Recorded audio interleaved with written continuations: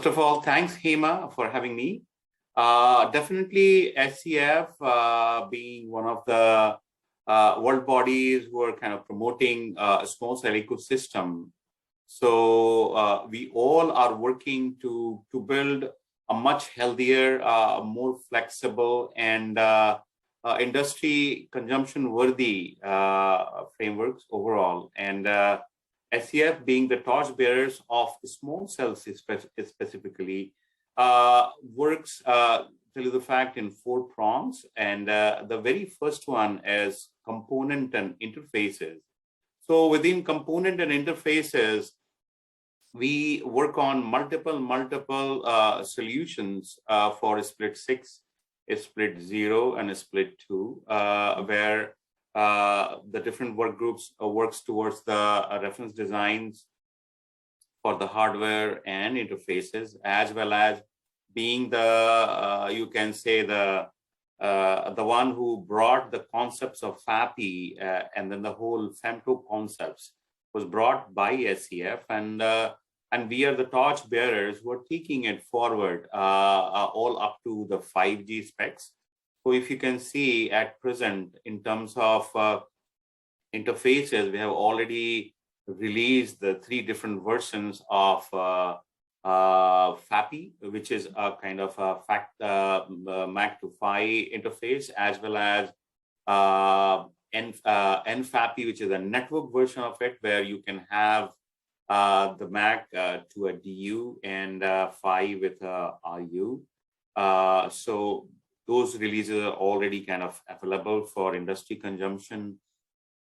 And then a lot of work is going on to the RF FAPI, where kind of we all are working hard as a team to release all the beamforming capabilities to our small cells. So if you see the components and then interfaces, we are coming along in a very effective way for the industry to get all our specifications, white papers to be consumed and can add value to what we are doing. So the second piece is your products and solutions. That is the second prong. And then product and solutions, earlier, if you see the history, we have mainly worked towards the components and interfaces. And of course, FAPI and NFAPI, they're very close to our heart. But then we thought about if we are working so closely to the industry, especially on the interfaces, why don't we also bring a frameworks and blueprint so that all the components what we are building together can be a part of a solution, can be a part of a standard framework which industry can take based on their way how they wanted to consume. And that's how we have started this whole blueprint initiative. And this is going to be a kind of a big one and close to something which industry can directly consume with the different kinds of services you can have. The third one is all about the deployments and operations. As you can see that a lot of work we have done recently in past, as well as we are keep on doing, especially with the neutral host, especially in UK JOTS, and a lot where like multiple operators, MVNOs, MNOs, CSPs can share a common RF infra or RF plus core infra. Basically, we are mainly focused to RF, so that's why, or the RAN piece of it. So it's a kind of, whether it's you take MOCN or MORAN, all of them, how at a age of 5G and going forward to 6G, how a common infrastructure can be used by the different operators to optimize the cost, power consumption, space. So a lot of advantages. So I think the teams within SCF is also working over there too. And then last but not the least is the market, because when you're building the components and then the interfaces, and on the top of it, you're bringing your all your blueprints and frameworks, and then on the top of it, like the deployments and operations. But then when these 3 layers are built, ultimately it also gives you the opportunity to go for the market, how the market moves, seeing a value to each other within SCF, outside SCF, and how with partnerships, these recommendations and proposals can be brought to the reality and go to the deployment. So also building a good and healthy market ecosystem, which is the top layer. So then it will be a complete 360 where, like, you started from component and interfaces, gone to products and solutions, and then on the top of it, deployment operations, and then market. So this is how we're envisioning overall. And this is the new look of SCF. We wanted to add value in true sense, where it's not only limited to the white paper or specs, it is going to the solutions and deployments. So this is how SCF is adding value to the industry. At present, like, there are two phases we are kind of planning for. The first phase will focus to the enterprise private networks, isolated, because nowadays, as you can see, all the industries, mining, and a lot of other consumers, they are at the remote places or at isolated places, or even if they are in an urban or semi-urban, they wanted our data sovereignty, where their data control, everything is local to them. So for them, this particular use case fits well.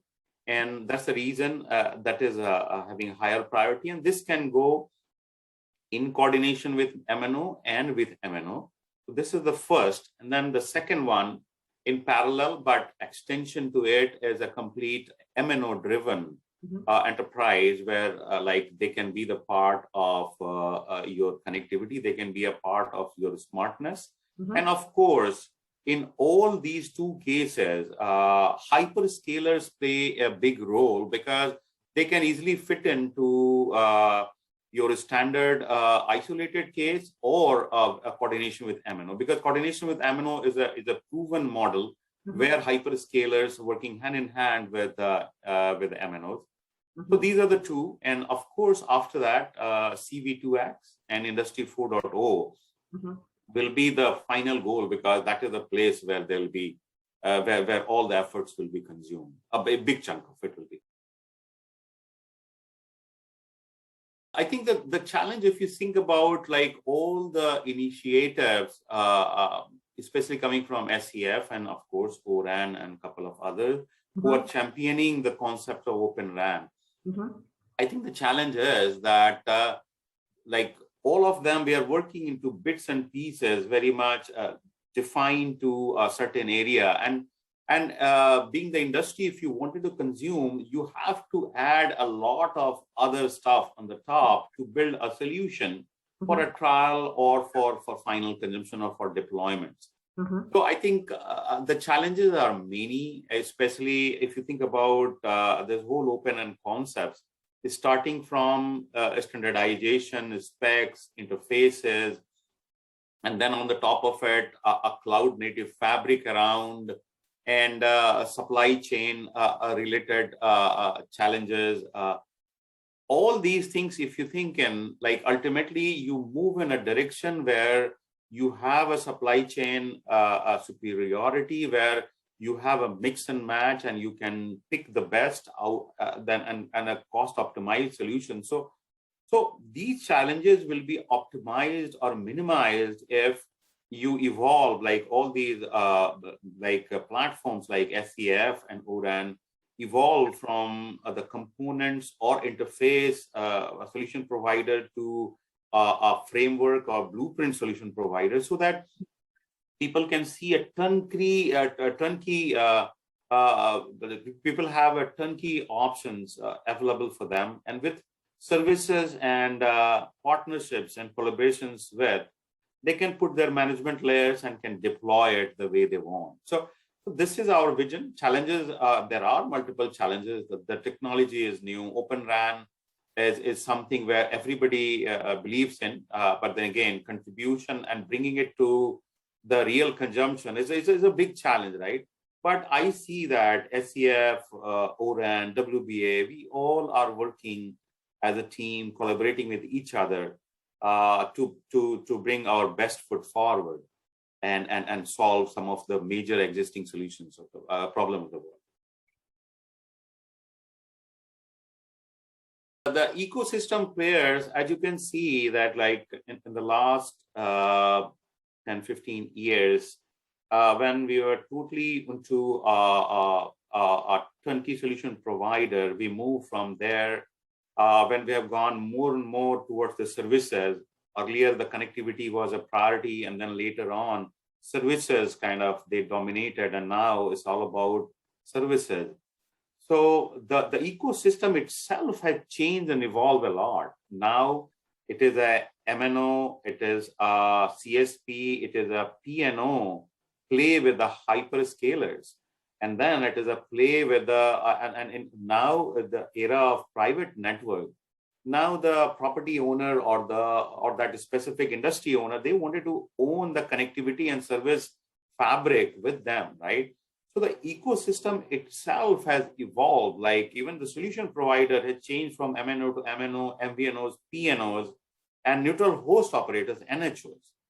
So, but these operators, they were playing in their own silos. Like MNOs they were powerful, they had the might, but once you see when you're moving to a private network or enterprise private network domains, they are not that much enabled. And then there is a lot of confusion, how to build, what are the challenges, who will be my partner? So I feel that slowly the industry is supporting the ecosystem in such a way that everyone is playing as a team member and helping each other. And I'm seeing that some of the initiatives related to blueprints and frameworks, the ecosystem overall management will be funneled in a right direction, where hyperscalers, MNOs, and then the PNOs, as well as the property owners or NHO, neutral host owners, or the property owners itself can manage the way they want, whether it's a local data like sovereignty to a fully hyperscaler based kind of approaches. So the ecosystem has evolved a lot, but I'm seeing a lot of permutation and combinations where people are like the different ecosystem stakeholders are taking the responsibility in going forward for this whole Open RAN initiative. Emma, I think first of all, I think this whole blueprint, like if you see it is already released, the docs are already available. This has got multiple blueprints into it. So enterprise, you will have first your infrastructure as a service, because this is all cloud native initiatives, right? So you have infrastructure as a service, you have platform as a service, you have on the top, you have network function as a service, then you have management as a service, and system integration and certification. So there are multiple layers of it when you build these kind of frameworks. And I'm seeing, you can say, a very unique proposition here, where the first time the small cell is a major focus. Interfaces and all, they all come, but like we are not only talking about NFAPI or a split 6, but we are also talking about a split 0 and a split 2. But then again, putting all of them under a common fabric in terms of management, cloud native assets, and ultimately going forward for a scalable deployments to that. And we'll come with the MV like minimum viable product specs and some of the PRDs and other details. But we are also working with the industry and the stakeholders to have a kind of a contributed open source software fabric in time. The timeline of it is like the second quarter will have the complete framework in place, second quarter 2022. So in coming 3 quarters, we'll have the framework in place, and I'm hopeful that in a couple of quarters, we'll have the open source software stacks or frameworks also available. So the very first phase of it, the timeline is 2022 second quarter. And the MNO coordinated blueprints 2023 first quarter. That is what we are targeting to him.